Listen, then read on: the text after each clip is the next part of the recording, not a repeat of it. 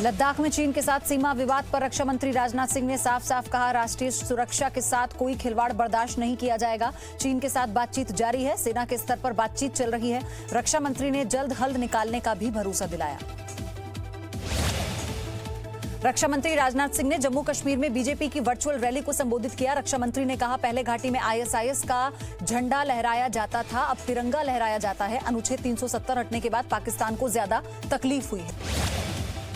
भारत ने नेपाल के नए नक्शे को खारिज कर दिया। विदेश मंत्रालय के मुताबिक भारत अपनी स्थिति नेपाल को पहले ही स्पष्ट कर चुका है। 3 भारतीय इलाकों पर दावे को लेकर नेपाल के पास कोई ऐतिहासिक तथ्य या सबूत नहीं है। नेपाल का फैसला सीमा के मुद्दे पर बातचीत करने के लिए बनी मौजूद समझ का भी उल्लंघन है।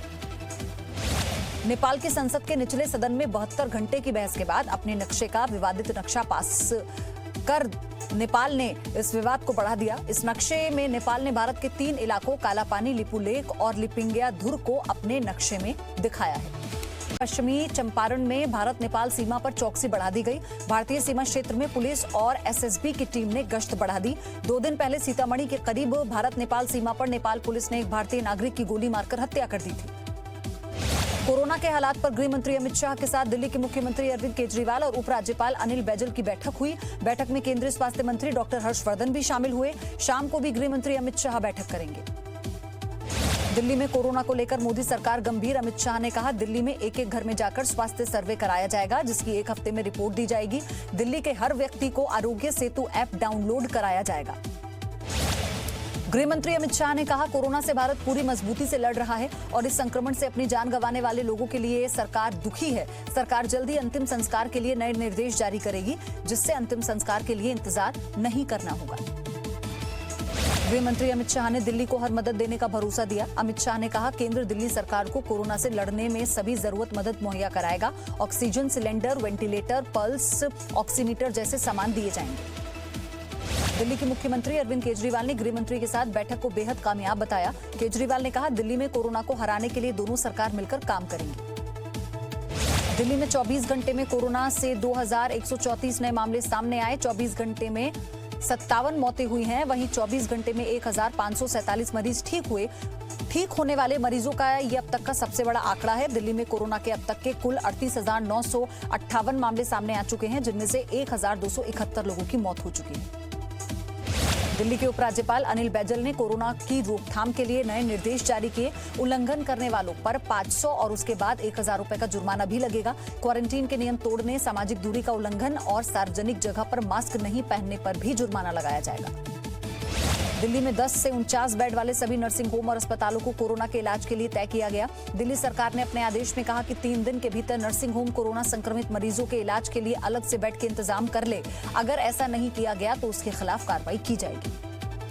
दिल्ली के 30 कोविड अस्पतालों में एक भी वेंटिलेटर खाली नहीं बचा। निजी अस्पतालों में भी तेजी से वेंटिलेटर का इस्तेमाल बढ़ता जा रहा है। दिल्ली में कोरोना मरीजों के लिए अस्पतालों में अब सिर्फ 217 वेंटिलेटर्स ही खाली हैं। साथ ही दिल्ली के अस्पतालों में 4383 बेड अभी भी खाली बने हुए हैं। दिल्ली सरकार के ऐप से ये जानकारी मिली।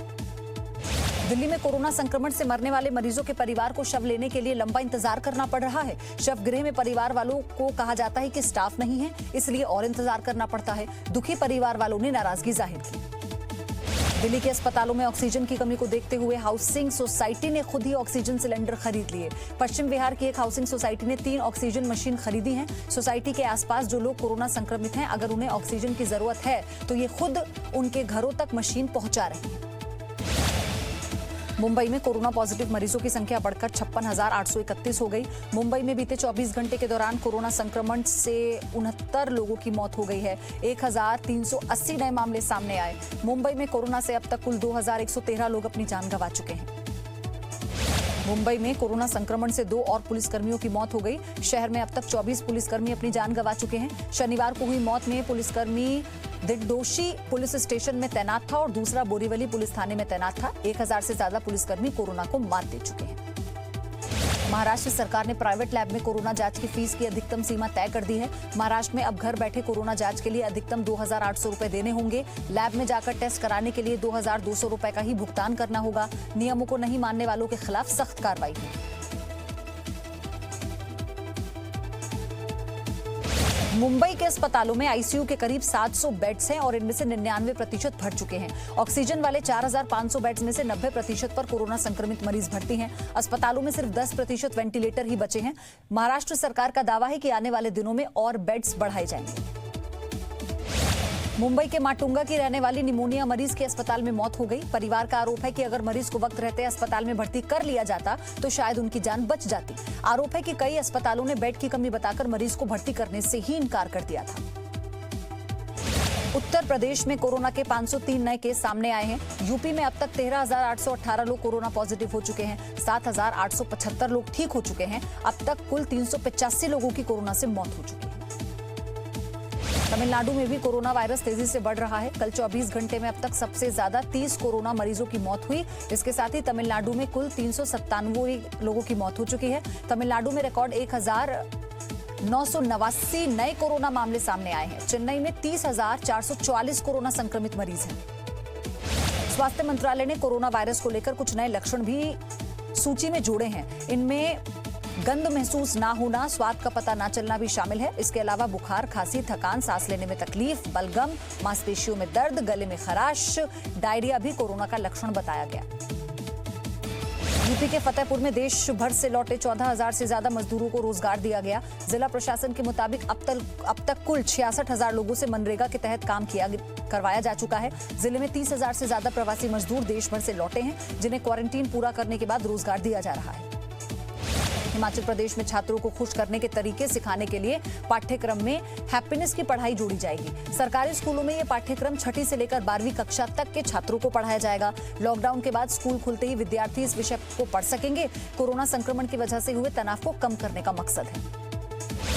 जम्मू कश्मीर के पुंछ में पाकिस्तान ने एक बार फिर से युद्ध विराम तोड़ा। पाकिस्तान की फायरिंग में एक जवान शहीद हुआ। भारत ने भी पाकिस्तान के खिलाफ जवाबी कार्रवाई की है। पाकिस्तान की ओर से रुक रुक कर फायरिंग की गई, जिसका भारतीय सेना ने कड़ा जवाब दिया। कोरोना संकट के बीच महाराष्ट्र सरकार में शामिल कांग्रेस ने उद्धव ठाकरे से नाराजगी जताई। सोमवार को राज्य में कांग्रेस नेता मुख्यमंत्री उद्धव ठाकरे से मुलाकात कर सकते हैं। महाराष्ट्र में राजस्व मंत्री बाला साहब थोराट ने कहा कि गठबंधन में हमें जो स्थान मिलना चाहिए था वो नहीं मिला। उत्तर प्रदेश बोर्ड की 10वीं और 12वीं की परीक्षाओं के नतीजों की घोषणा 27 जून को की जाएगी। कॉपियों के मूल्यांकन का काम कर लिया गया है। ये जानकारी यूपी के उप मुख्यमंत्री दिनेश शर्मा ने जारी की।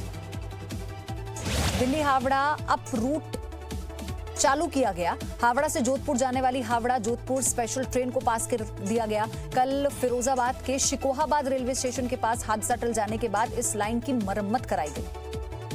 दिल्ली से सटे गाजियाबाद के इंदिरापुरम इलाके में चलती गाड़ी में भीषण आग लग गई। ड्राइवर को कार से कूदकर अपनी जान बचानी पड़ी। माना जा रहा है शॉर्ट सर्किट की वजह से कार में आग लगी। मौके पर पहुंची फायर ब्रिगेड की गाड़ी ने आग पर काबू पाया। यूपी के जौनपुर में 9 जून को आगजनी और तोड़फोड़ में शामिल लोगों में से 37 लोगों को गिरफ्तार कर जेल भेज दिया गया। 17 की अभी तलाश है। सभी पर 5-5 हजार रुपए के इनाम घोषित किया गया। यूपी सरकार ने इस मामले में समाजवादी पार्टी के नेता जावेद सिद्दीकी समेत 37 लोगों के ऊपर एनएसए और गैंगस्टर कानून के तहत केस दर्ज किया।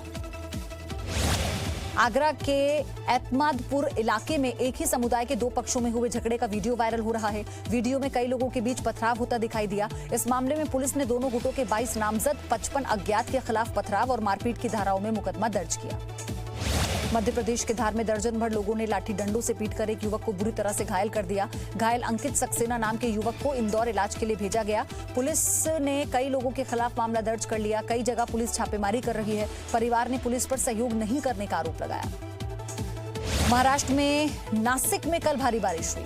नासिक रोड पर मौजूद पुलिस स्टेशन में पानी भर गया। पुलिस स्टेशन के कमरों तक बारिश का पानी पहुंच गया। दक्षिण पूर्व मानसून के मध्य महाराष्ट्र के कई इलाकों में खासकर मराठवाड़ा और विदर्भ में पहुंचने के इसके आसार हैं।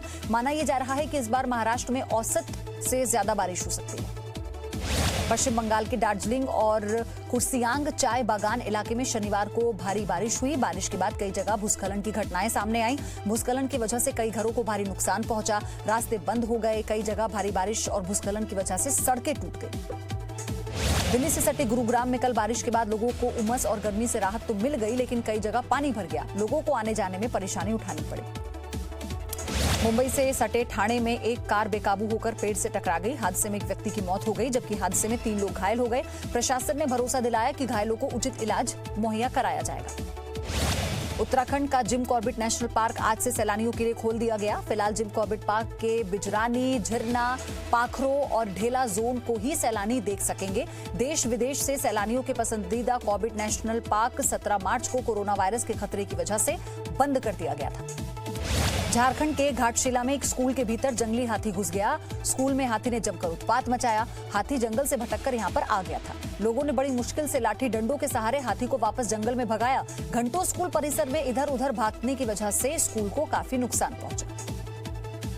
शिमला के ऊंचाई वाले इलाकों में बारिश शुरू हो चुकी है। बरसात के बाद शिमला समेत दूसरे राज्यों में अधिकतम तापमान में 3 से 4 डिग्री की गिरावट दर्ज की गई है। वहीं मौसम विभाग के मुताबिक 24 जून तक हिमाचल प्रदेश में मानसून के दाखिल होने की संभावना है, जिसके इस बार सामान्य रहने की उम्मीद जताई जा रही है। राजस्थान के बारां में अब टिड्डियों ने हमला कर दिया। टिड्डियों ने खेतों में खड़ी फसल को बर्बाद किया। 2 दर्जन से ज्यादा गांवों की फसलों को टिड्डियों ने नष्ट कर दिया। बारां जिले के किसानों ने मुख्यमंत्री अशोक गहलोत से मदद मांगी। राजस्थान के चूरू में शराब तस्करी का भंडाफोड़ हुआ। सब्जी के ट्रक में छिपाकर बड़ी मात्रा में शराब ले जाई जा रही थी। शराब की कीमत पर 20 लाख रुपए अनुमान लगाया गया है। पुलिस ने शराब समेत ट्रक को जब्त किया। आरोपी ड्राइवर को भी पकड़ लिया। रोजाना में पेट्रोल डीजल की कीमतों में बढ़ोतरी हो रही है। देश में सरकारी ऑयल मार्केटिंग कंपनियों ने लगातार 8वें दिन भी पेट्रोल डीजल की कीमतों में बढ़ोतरी की। पेट्रोल के दाम 62 पैसे और डीजल के दाम 64 पैसे प्रति लीटर बढ़ा दिए गए। नेपाल की राजधानी काठमांडू में कोरोना के खिलाफ सरकार की नाकामी को लेकर प्रदर्शन किए जा रहे हैं। हिंसक प्रदर्शन करने पर पुलिस ने 10 लोगों को गिरफ्तार किया। नेपाल में कोरोना से 5000 से ज्यादा लोग संक्रमित हो चुके हैं, जबकि 16 लोगों की मौत हो चुकी है।